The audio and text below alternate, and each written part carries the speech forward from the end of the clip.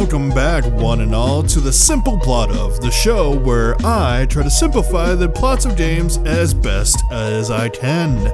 I am your host, Cameron, and we are going to keep the Toby Fox trailing. I can't talk this week. It's been a hot day. The heat has gone to my brain.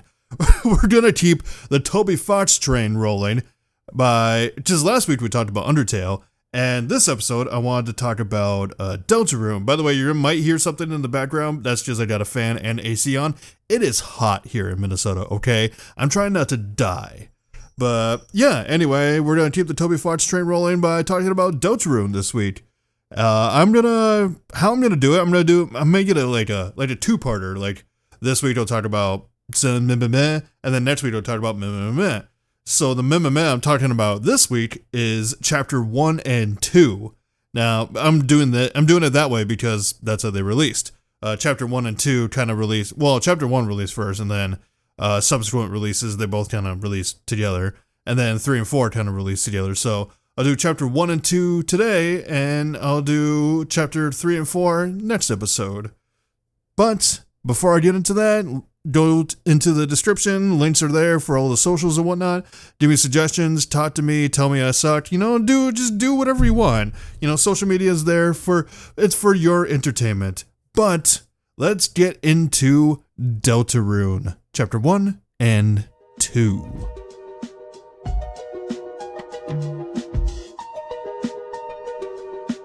So before we get into the plot, we gotta get some information out of the way. We gotta get the logistics out of the way.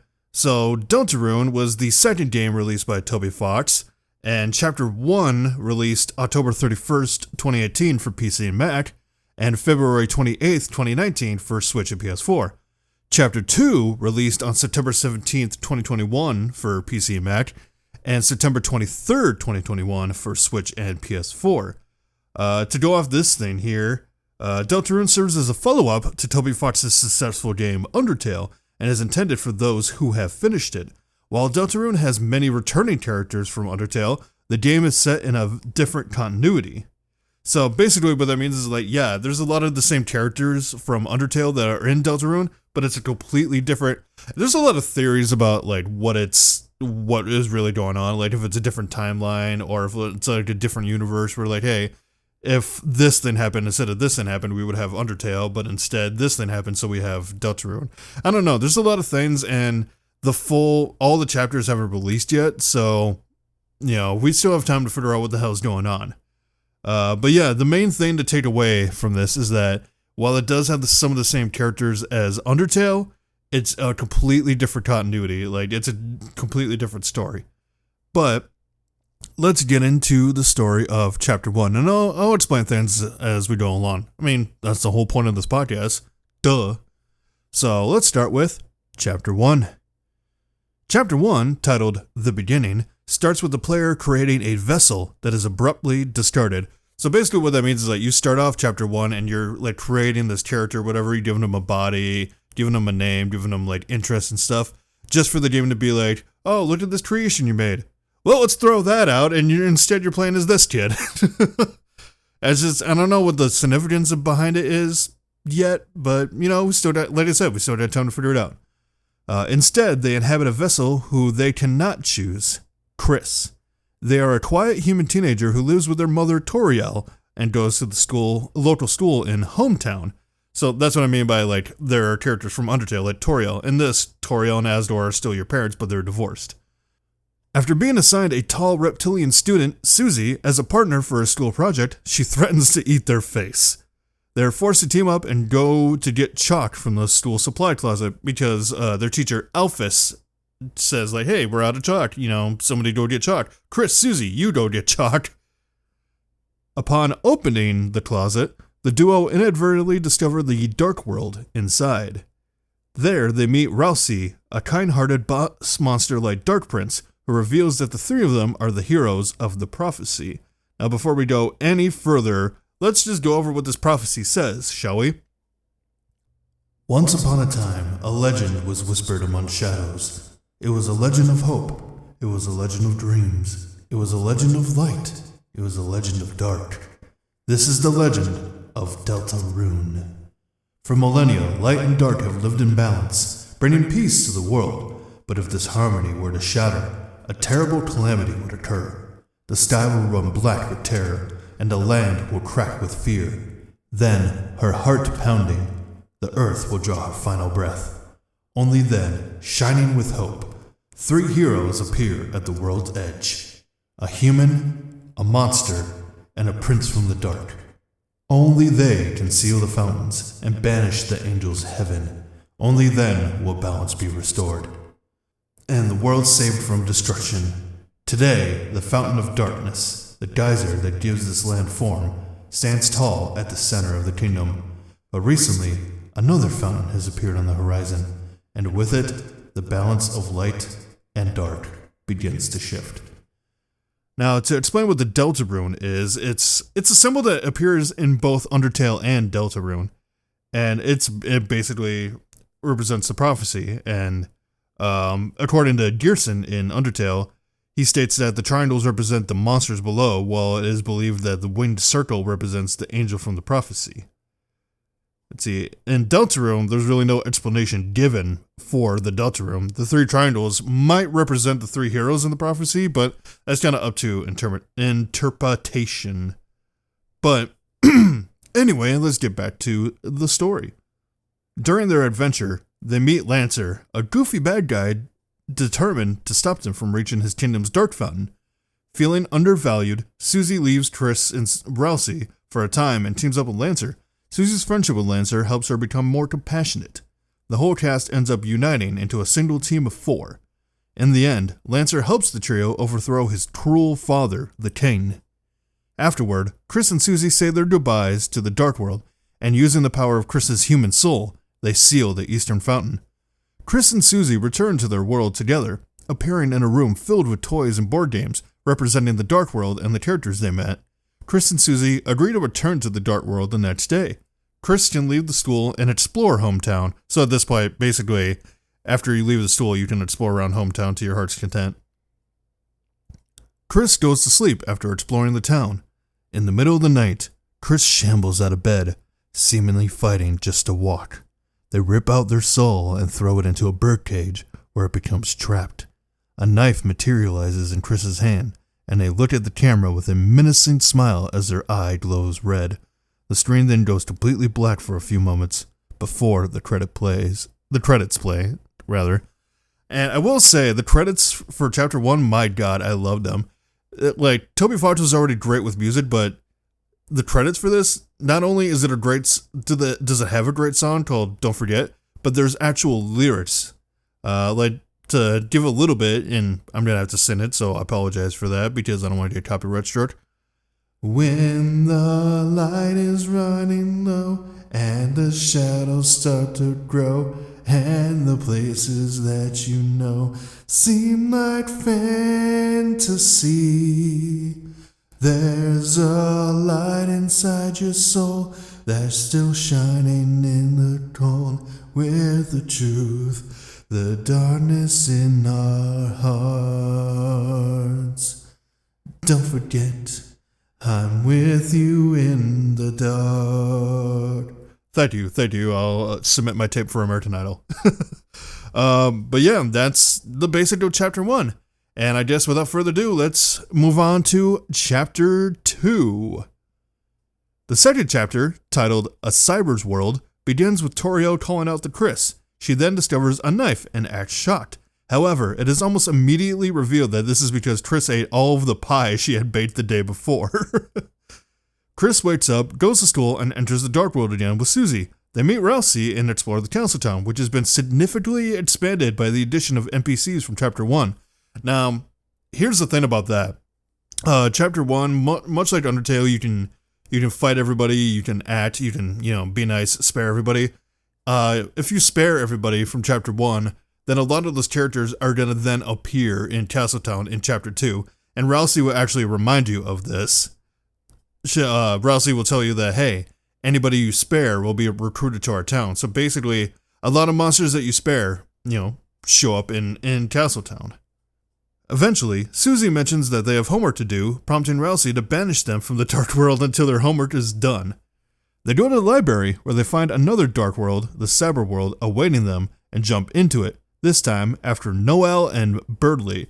Now, to back up a bit, Noelle and Birdley are two of their classmates. Noelle is this little deer girl, and Birdley is just this nerd bird. this little nerd bird.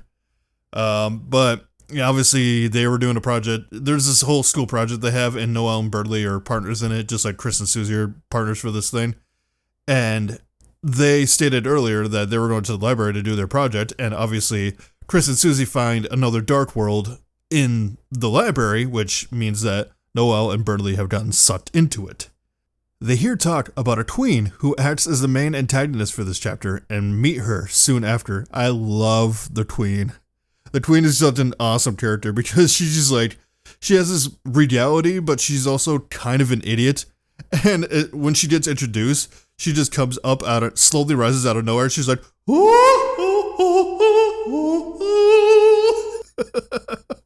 she's just, oh my god, this is my favorite Deltarune character so far.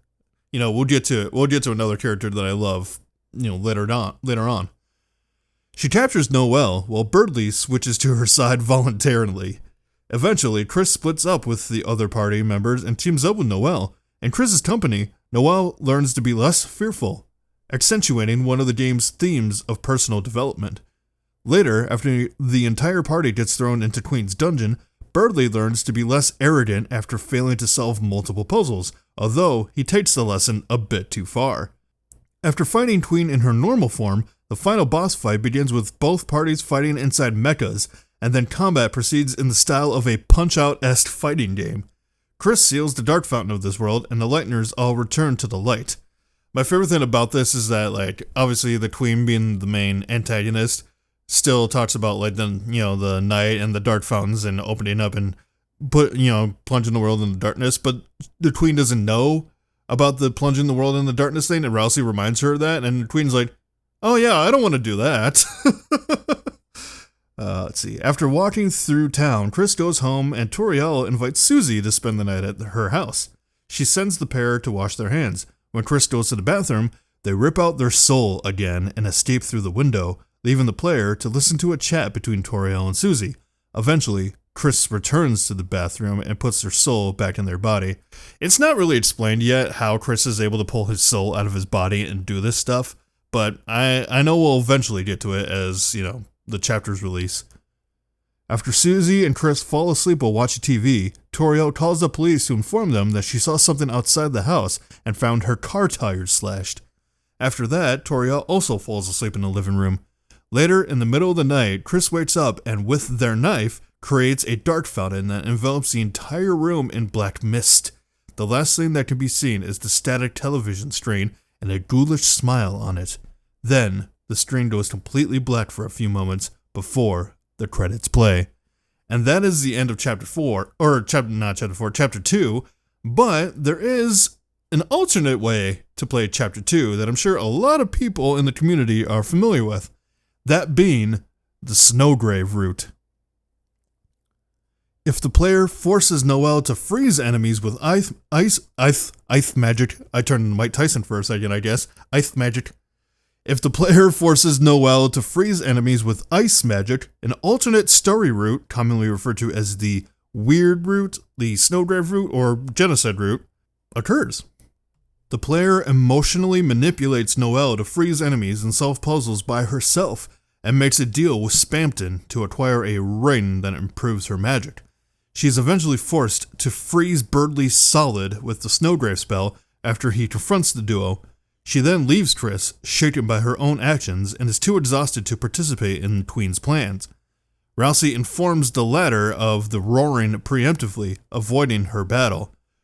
Oh yeah, so that's what Rousey explains to the Queen, but in the normal route, like if you're playing through it as, a good guy, it's after the fight with the Queen that Rousey explains this, but if you're doing the Snowgrave route, Rousey actually explains this before, and then the Queen is like, oh yeah, I don't want to fight you, I don't want that to happen. Chris goes to seal the fountain alone, but is stopped by Spamton, who upgraded himself into Spamton Neo while Queen was looking for Birdley. Fighting Spamton, Chris calls for help from Susie and Rousey, who do not respond. The player then calls for help from Noelle, who freezes Spamton. Chris seals the fountain. In the light world, Birdley is found unresponsive, and Noelle may question whether the Dark World was really a dream if visited at the hospital. The route ends the same way as the normal route, with Chris opening a dark fountain. So literally the end of the chapter is the same, but yeah, the Snowberry route is kind of dark because you literally, like, you kind of become evil as Chris. Like, you manipulate Noelle into doing what you want. Especially because she's influenced by one particular word. Proceed. And, oh my god, like, Deltarune, I will honestly say, I am loving Deltarune a little more than Undertale. Like, Undertale is a classic, don't get me wrong, and I'll still go back to it time and time again. But Deltarune, my god, like, Toby Fox is going all out with this, especially because there's a planned 8 chapters, and so far 4 are released. Like, chapters 3 and 4 just released not that long ago, and I figured I would continue with Deltarune, you know, talk about it in this episode because it's really popular right now, especially, you know, a lot of people playing 3 and 4 right now. But I will say that is the end of the simple plot for Deltarune chapters 1 and 2. Like I said, next episode we will continue this by talking about Deltarune chapters 3 and 4. If you like this episode, you know, let me know on the socials. Like I said, link in the description. If you want to give me suggestions for other games you want me to talk about, then, you know, by all means do it. I am here for your entertainment. But with that being said, I know this is kind of a shorter episode, but hey, you know, it's 4th of July weekend, there's a lot of stuff I got going on, and I just, you know, I figured I want to get this shorter episode out, and I know a lot of people don't have the attention span to have, you know, to listen to longer episodes. But with that being said, I hope you guys enjoyed this. Like I said, next week, tune in for Deltarune chapters 3 and 4. I hope you guys have a great weekend. If you're celebrating, you know, please be safe. And I've been Cameron, and as always, I'll see you in the next one. Bye-bye!